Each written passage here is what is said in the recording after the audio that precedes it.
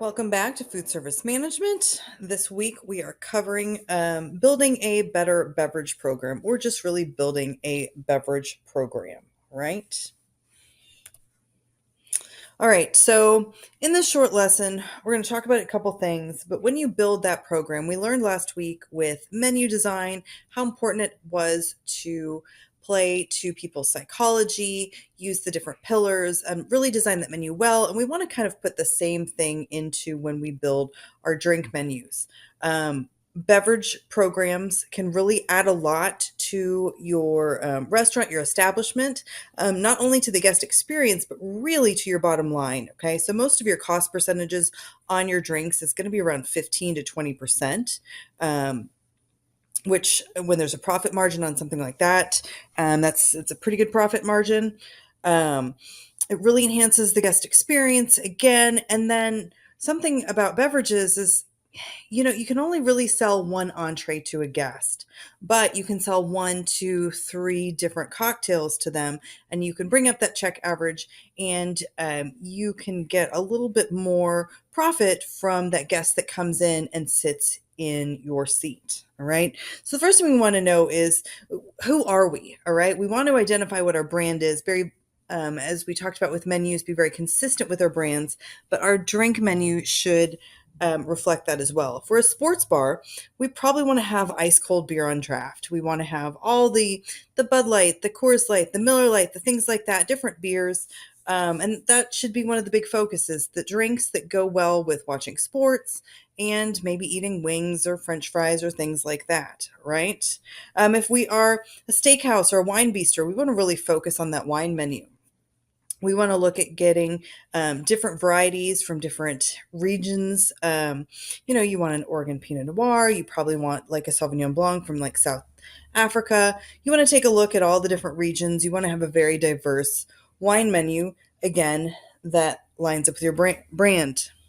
Are you a brew pub or maybe like a bourbon bar or something like that? You want to identify what your own brand is, and then your beverage program should reflect that, because those are the guests that are going to come into your establishment, and that's what they're going to expect from your menu. Our beverage menu should have a healthy balance of wine, beer, and cocktail offerings, especially if you're just looking at just a traditional style of restaurant. You do want to have a really good variety. But we want to make sure that we have something for everybody that walks in, all right? And then one thing that we can do to separate ourselves from the competition, also make it a little bit different, is to incorporate local ingredients that help you set you apart from your competitors.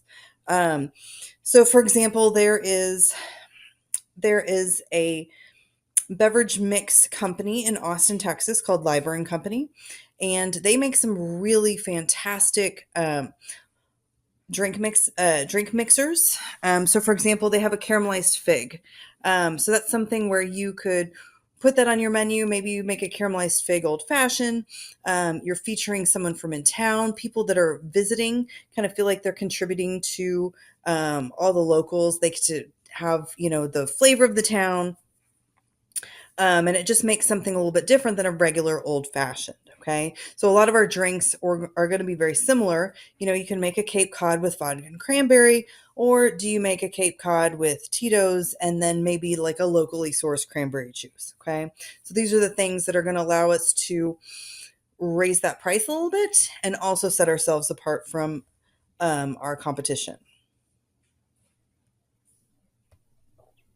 We also want to make sure that we know our guests, okay? If our guests don't ever order gin, and no one who's ever really comes in asks for it, that might not be something that we want to put on the menu. We're definitely going to want to focus on what they're asking for, all right? Your beverage menu should be a guide to help them choose their selections easily. It should just be set up the same way as a regular menu. But again, we're looking to put drinks on there that really appeal to our guests and most of our demographic that comes in.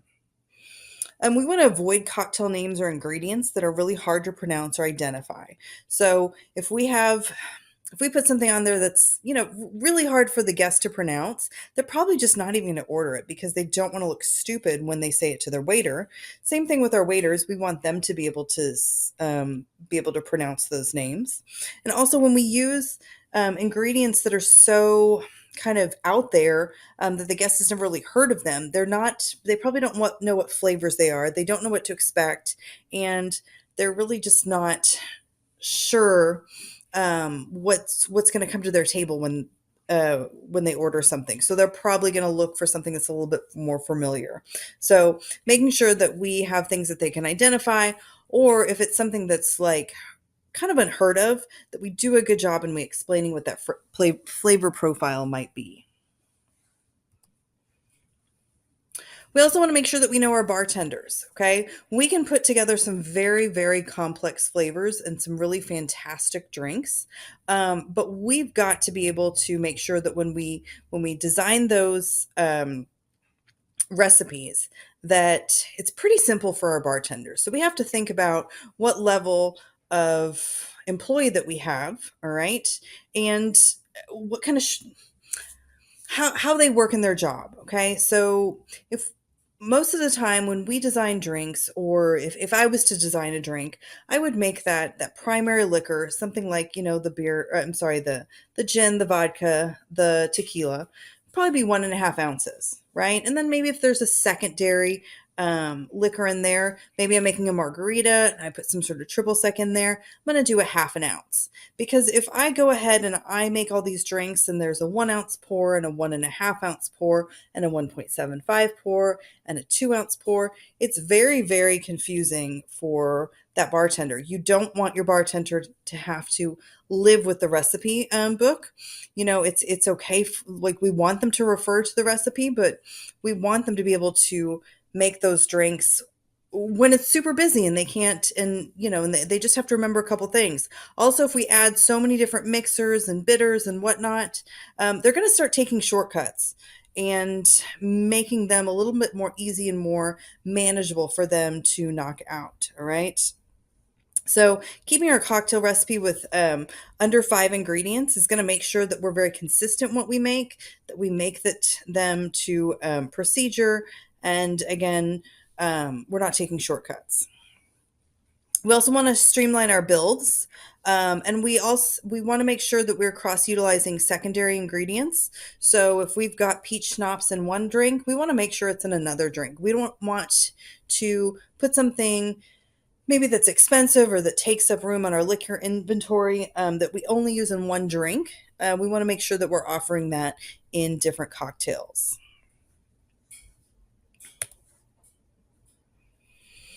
Another thing we want to focus on with our drink menus is making sure that we have something for everyone. And specifically, in this case, we're talking about mocktails, all right? So our non-alcoholic segment is projected to double in size over the next 5 years. People are becoming more health conscious. They don't like waking up with hangovers. Maybe they just have decided they don't want to drink, but they're finding that more young people than ever are avoiding alcohol, which isn't a bad thing, but we do want to make sure that we can offer them something. And a really good mocktail, if we use the right ingredients, we can charge almost the same amount as we would for a spirited or an alcoholic drink. All right, so our non-alcoholic offerings, it shouldn't just be a Shirley Temple where we've got the grenadine and the Sprite. There's things we can make with muddled blackberries and fresh mint, fresh juices, adding some effervescence of a soda water in there, and making a really thoughtful mocktail that's craveable. And quite honestly, we want to make something that our guest orders a second one of. So if we can charge $7-8 for a non-alcoholic drink and they order 2 of them, that's really great for our check average, and our bottom line as well.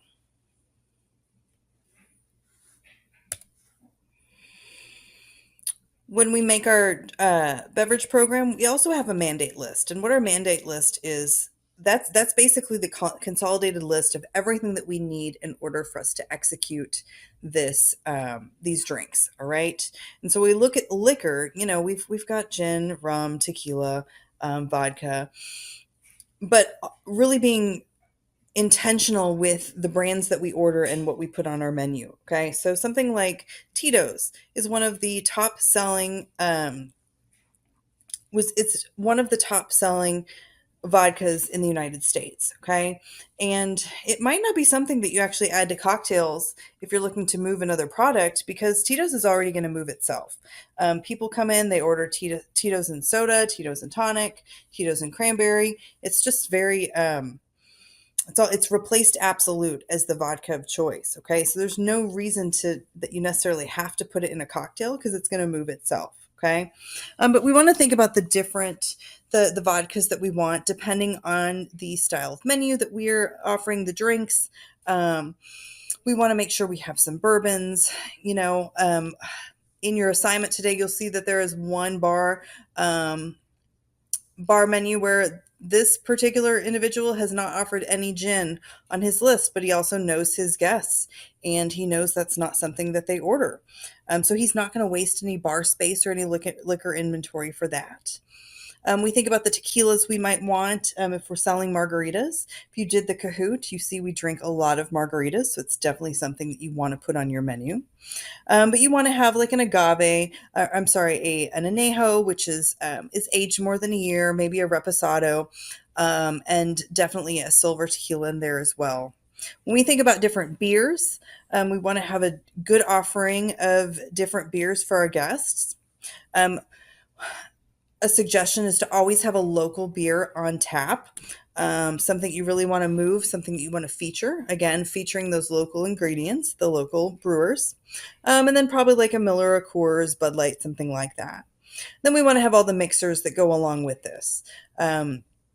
That might be our secondary spirits, like if you're offering something with Saint Germain, there's an elderflower liqueur.